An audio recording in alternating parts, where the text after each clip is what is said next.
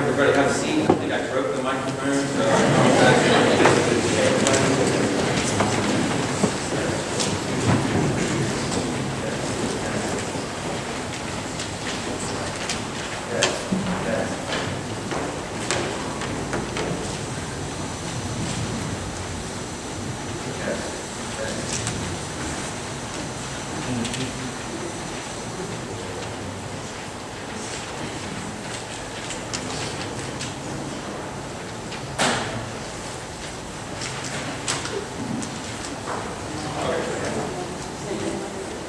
So, I was given the task of trying to summarize Boyce's life here.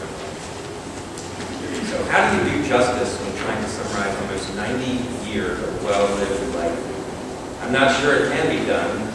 So in the next few minutes, I will highlight only a small portion of Boyce's time. I put things in, took things out, put things in, and I had to make sure it was under 8 minutes. So. He was born in April of 1929 in Franklin County, Virginia, right in the same house he grew up in. Home births were pretty much the only trend back then. The Flora home was located on Easy Street in Boone's Mill. Of course, it was also just about the only street in town. To say Boone's Mill was small is an understatement. There were only 17 students in Boyce's senior class, and every one of them surprised him on his 17th birthday by showing up on his front porch and singing happy birthday to him. In October of 1929, when Boyce was barely 6 months old, the stock market crashed, kicking off the Great Depression. Growing up during the Depression was hard on his growing young family. Boyce was the fourth of 7 children. But since they didn't know any better, they experienced an ideal storybook childhood. Several decades ago, Boyce's older brother, Ken, started what he called the memory letter. The 7 Flora children mailed it from one to another, each in turn contributing at least 2 memories of growing up in Boone's Mill. The memory letter went on for well over a decade and paints a vivid depiction of small-town Virginia life during that time. Here's one of Boyce's memories. Christmases for children and toys. I recall vividly getting a little toy truck the same year Daddy got a medicine cabinet with a mirror. Before the cabinet was mounted to the wall in the kitchen, I ran my little truck in front of the mirror to pretend that I had gotten 2 toy trucks. Doubling my take for the day. Yes, Boone's Mill was a magical place even when I was a child and was able to visit. Nestled in the valley between 2 small mountains with the Maggie Creek and the Norfolk and Western Railroad line running parallel down the middle of town, Boyce and the entire Flora clan were blessed with all manner of exciting adventures. There were multiple swimming holes nearby that helped to get through the long hot summers. Studying in the winter was done in the kitchen near the big coal-burning stove. Boyce and his sister would often be found asleep the next morning at the table, having fallen asleep studying. Baptisms were done in the Maggie Creek. By the time the 3rd or 4th person was baptized, they had to crawl up a slick red muddy bank on their hands and knees. The family operated the T&A Flora Company General Merchandise Store. We grandchildren all believed the store was a magical place. You could get free cheese and Grandma would let us go get drinks out of the cooler there. Got written off the bottom line. It was mainly used for storage. The store had a huge second floor open. It was mainly used for storage, but for a time it was opened up for bluegrass concerts and showing old Western movies. Until the town council put an end to the practice after the costume of one of the Flora sisters, they all seemed to think it was the other one, caught fire from a candle during a Halloween party.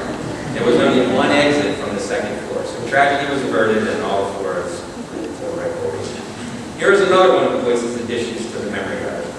Another fond memory is walking on the railroad. How many times we had to dodge trains walking to church or to Uncle Charlie's or one of our Sunday afternoon treks with Daddy.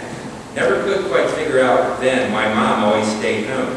Now, since I've had my own children, I know that she stayed behind because it was one of the few times she could get a peaceful moment. Remember the excitement and thrill of crossing the big and little train trestles and not be caught out in the middle when a train came barreling around the mountain. Part railroad walking was the part of railroad walking was the contest of actually walking on the rails, balancing to see how many rails we could count before we lost balance and fell off. I seem to remember that Kyle and I pushed Ken off so we wouldn't break our record. I was here today, so he knows that. Serving the Lord and being active in a church body was a central part of Boyce's life from childhood until the day he died. There are several interesting church stories, but here is a sample. Boyce and Kyle's job was to clean the church on Saturday night and get the stoves ready for Sunday morning. One fall, being early teenage boys, they were wondering if the tall broom sage covering the church ground was flammable. They had access to matches since they also came early in the morning to fire up the stoves. Certainly sounds like a reasonable question to ponder as a kid, don't you think? So they lit a match, and the churchyard was quickly enveloped in a blaze of glory that surrounded the church. As Boyce tells it, he ran in one direction and Kyle ran in the other. Boyce ended up at Mr. Janney's house, which was close by the church. Mr. Janney looked at the fire and just said, "Let it burn, boys, let it burn." The next day, the two were deathly afraid of going to church, thinking the worst. When they got there, they marveled to hear everyone complimenting how nice the churchyard looked now that someone had burned off the brush. In the aftermath of the churchyard story, it might surprise you to learn that Boyce was the very first Eagle Scout in all of Franklin County, Virginia. He got his Eagle badge awarded to him by his mother, and his picture appeared on the front page of the newspaper. Boyce was always very proud of that accomplishment. His brother Kyle followed to become the second ever Eagle Scout in Franklin County, so they had a corner on the market back in Franklin County in the Boy Scouts.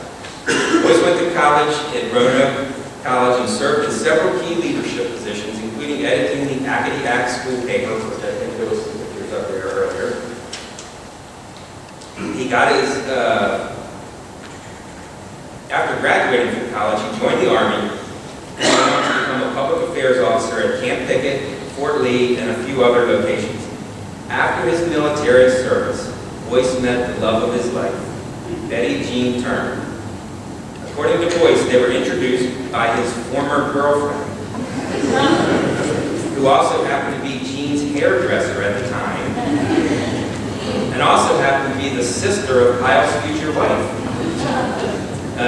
This is a tinker. Did I mention that Boone's Mill was a small town? Boyce and Jean were married in 1955, and this past August celebrated their 63rd wedding anniversary. They moved around quite a bit during those early years.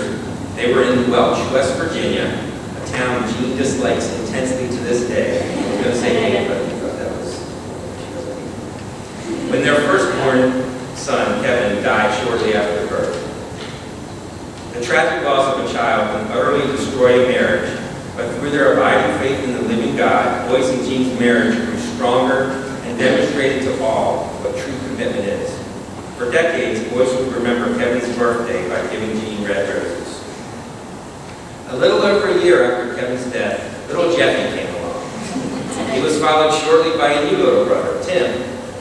I won't say we were spoiled by Boyce and Jean, but I think the fact that we were the answer to many prayers allowed us to experience an equally charmed life and the blessing of being raised in a godly home. Boyce had a true servant's heart and treated his long career at Social Security not as a simple paycheck, but as a way to truly help people. Many times I would see him meet with those spouses or family members left behind to help explain the intricacies of survivor benefits and government red tape. How we wish he was here now to help us. In this way, he served his community and followed God's command to love thy neighbor. I don't want to make him seem too superhuman. He was a mere mortal after all, a sinful man saved by grace. But he was also quite innocent for all of his 89 years. Despite serving in the military, attending college, and working for the government, I don't think he ever uttered a curse word. The worst I ever witnessed was a loud, "Horse blanket!" In fact, his finger with a thumb. In fact, his thumb with a hand, I'm sorry. He was very kind and trusting. A calming influence. We have received a lot of expressions of sympathy from friends near and far. Almost all of them talk about Boyce's kindness and ability to bring calm to a situation. Penny told me I needed to conclude with something personal. This was all kind of history. So I looked back over my journal from the past few months where I was trying to fathom what being fatherless would mean to me. Millions of people have experienced the same thing over the centuries. So why am I any different? I realized that one of my biggest champions in this life would no longer be there to encourage me, no longer be there to share my triumphs, my sorrows, my challenges, my creativity, my successes and my failures, and that is truly worth mourning. But we do not mourn without hope. Dr. Camp and my brother Tim will be sharing that hope later in the service. Thanks for listening, and as Boyce would say, make this a good today.